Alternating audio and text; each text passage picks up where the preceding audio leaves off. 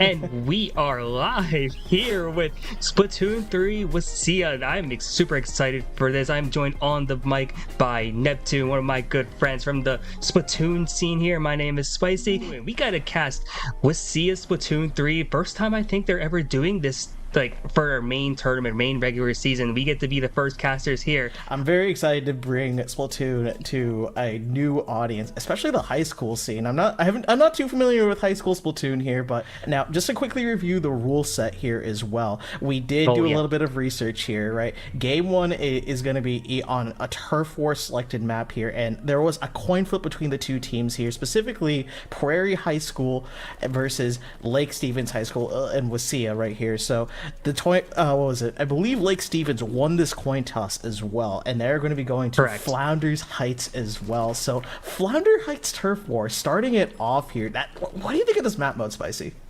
So Flounder Heights is kind of a volatile map already, but I think one thing that we will say is consistent with Flounder Heights is that it's a buckets paradise. So you're going to see like sloshers, the tri-sloshers, even like sloshing machines, or any type of sloshing weapon is going to see a ton of value due to the verticality of the map. Flounder Heights has so many, like, those, like, the apartment buildings are just so high up, and there's like the little grates there that you can really just utilize to like really make an advantage here. And especially in turf war, we're going to see what's going to happen here, and I'm so excited to see these comps. 3v3 Splatoon is a new thing for us, but like it's going to change up a lot of things, and I can't wait to see what we got. And look, immediately got one bucket. Let's see what's on the other side here. Ooh, we got two buckets. Bucket. Oh, okay. You know what? I'm loving these comps right here. You know, sloshes as yeah. And we previously talked about this before, just like how sloshers are very dominant on these maps here, mostly because of the height advantage. You know, sloshers are able to hit over ledges and over obstacles, right? Very typically.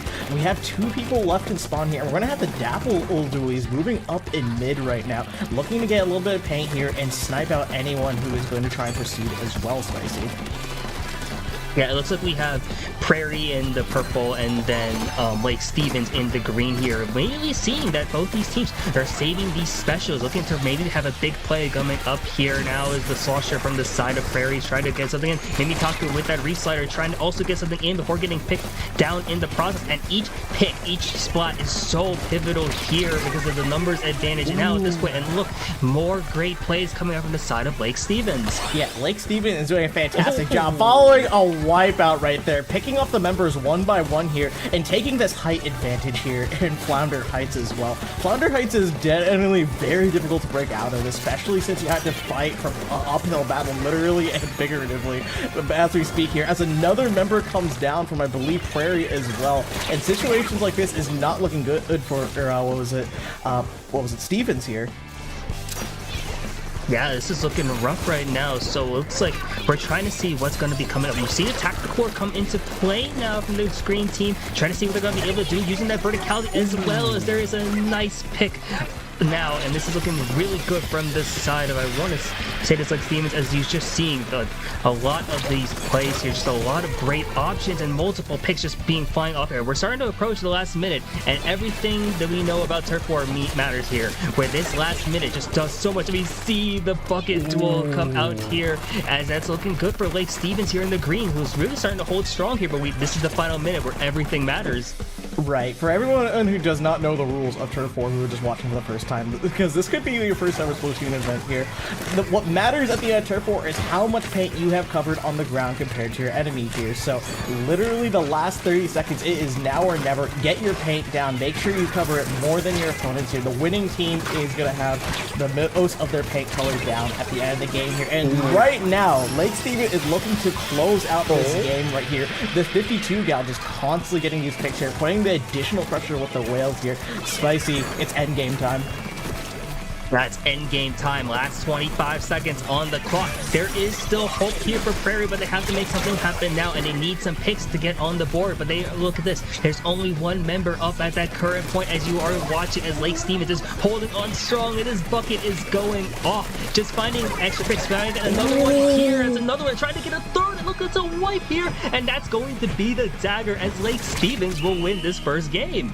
unbelievable ending there, Spicy. Just the pressure and the momentum from Lake Stevens being able to take this first game of Turf War in a best of 5 set here is absolutely insane. Starting off this WSSEA High School Splatoon League strong, game 1 going to Lake Stevens here. You really want to highlight what Lake Stevens was doing at that given moment. Really there, you know that the whole point about Turf War is you get that control and you get those numbers advantage. Once you get into that, you start to really make just to have a great sense of advantage there, and I think that's really just been the name of the game for them as we go into the second game. Puddles Love, who I forget what their name was in terms of their in-game name, but they were the bucket from the side of Lake Stevens. You saw them go absolutely crazy last game. I'm wondering if we're going to see some more similar stuff from them going into this next. Yeah, for sure. Just definitely that Tri-Slosher player from the side of Lake Stevens is absolutely insane right here. We got to give a shout out to Puddles there, going in clutch for their team right there. And oh yeah, that's a great point right here. And we're going to Sturgeon Shipyard now, and whoa, these are some interesting picks. We're seeing the Clash Blaster come out, and you're seeing some other options from the side of Prairie. We're seeing the Nautilus come out from their side, like Stevens, Ganji now with the Clash Blaster. Oh, and also the custom Jet Sculpture. What are your thoughts on these weapon selections we've seen so far? Honestly, very interesting in comp right here. The Clash Blaster is quite strong around these ledges here, and being able to use the area effect weapons, right, and be able to take high ground right here, exactly like how Lake Stevens is doing right here, is absolutely immeasurable. You know, the Rainmaker is moving here. For those of you who do not know how Rainmaker moving is sliding along here. The goal is to get these checkpoints and then bring it to the second checkpoint after you clear the first, which Lake Stevens manages to do here, Spicy. Yeah, and Lake Stevens, they're putting on so much pressure onto Prairie right here. You see them now pushing up with this Rainmaker, trying to go up onto this next check as well. You're seeing them, some flanks potentially coming in, but watching them sneak around, already taking it to a wipe, and that was an immediate quick game. And that's already ended game 2 as Lake Stevens up 2-0, now finding themselves on match point in this set. Oh my goodness, I blink and you miss it moment there, Spicy. Oh my gosh, Stevens just comes in swinging really hard. After that first checkpoint was clear, all the members just hit that go button, 1, 2, 3, and they just ran in, got that wipe out here, and cleared out that final checkpoint there, securing them game number 2 here. Now, the mode that's going to be being played here is going to be quite a beloved one for a competitive scene here. It's going to be Splat Zones here, Spicy. Prairie's going to be picking a map. I'm wondering what, because there's a lot of different options they can pick from here as well, because Splat Zones, there's so many different maps I know teams really like, and we saw a lot of weapon diversity already. We might see quite a change up coming into this next game. And we are going to be locking into this game mode right here of Splat Zones. It's going to be on Barnacle of Dive, one of the more lockout heavy maps here, so the first initial fight is going to be oh so important here, and Prairie is going to be banking on winning that first fight to be able to make this one successful as well, as both these teams lock in here. I see new weapons, Spicy, being brought out from Lake Stevens' side. Yeah, like Stevens opting for that heavy edit spotting and trying to make the most of it. You see, that's a very quick zone cap. It's like 15 seconds in and already here, and they're already just making their way through with this zone to see this bucket. Now trying to go put some pressure on here, and you already starting to see this lockout start to form as they have Tactical online and up, trying to build up the support, and they just watch these points start to tick down. Oh my goodness, this Tri-Slosher is going absolutely insane. Not only getting that crucial double at the start here, but keeping everyone out of Prairie, just unable to do it. We mentioned it is a very difficult situation to come back from, and this tactical cooler being popped as well. In case they do get splatted, it's going to be very difficult for them to come back here. This Tri-Slosher is covering all angles and going absolutely insane, Spicy. 25 ticks left here on the zone until this game is over.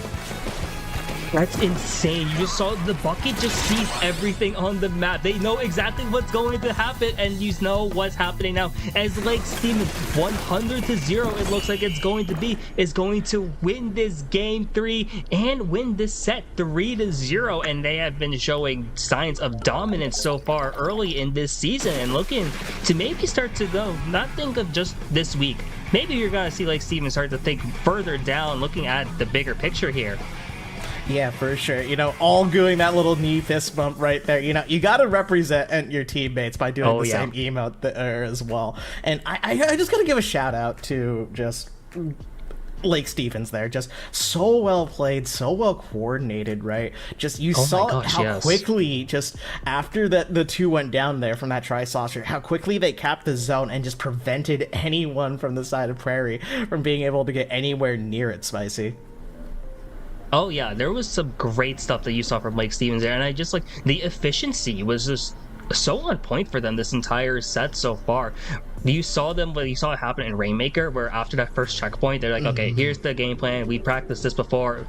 Boom, there's already down taken to that last goal, and now you saw it very much here in Splat Zones. They understood the game plan. We are going to capitalize. We're going to make the most out of a numbers advantage, and then just win this game. And you saw just great awareness, some great coordination, as you mentioned, and I love to see that here this early on in week one. But week one is just a sign of things to come. If your teams like Prairie had some good moments throughout this entire set as well, and I'm wondering now, just makes them a couple of adjustments, you could see them going a long way here too. There's so much esports action coming around across the country. I'm excited to just see how this all progresses, especially at the Scholastic level. Yep. That's it from us. Have a good one, guys, and we'll see you around next time. Yep. See ya.